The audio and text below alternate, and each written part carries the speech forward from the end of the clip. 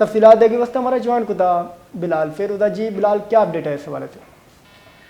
जी बिल्कुल, आज तकरीबन 22 दिन मुकम्मल होने को हैं और क्वेटा की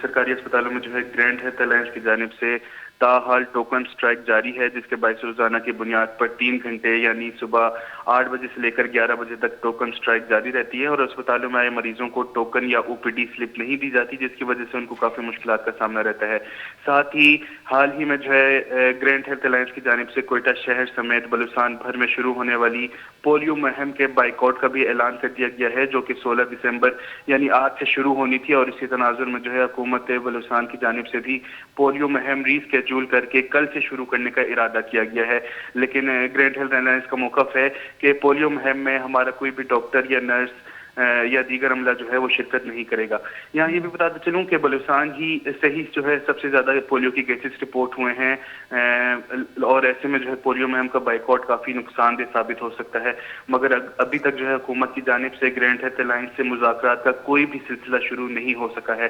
साथ ही हम ये भी देखते हैं कि हाल ही में बलूचिस्तान हाई कोर्ट ने भी ग्रैंड हेल्थ अलायंस को अपना एहतजाज खत्म करके ओपीडी सर्विसेज बहाल करने का हुक्म दिया था, मगर ताहाल हाई कोर्ट के इस हुक्मनामे पर भी अमल दरामद नहीं हो सका है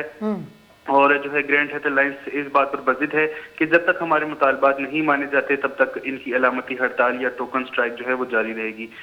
बात की जाए मुतालबात की तो इनकी अलामती हड़ताल जो है बलूचिस्तान के सरकारी अस्पतालों की प्राइवेटाइजेशन, कॉन्ट्रैक्ट भर्तियों और डॉक्टर्स को मिलने वाले अलाउंसेस की अदम अदायगी के खिलाफ जारी है। जी बहुत शुक्रिया बिलाल। महमदारी करेगा ग्रैंड हेल्थ अलायंस से सरजमे बलूचिस्तान इंसदाद पोलियो मुहिम में बाइकाट होता डॉक्टरों ने कुछ कि जब तक मैं लूट मनग ना बा ये रेत बढ़ जाए।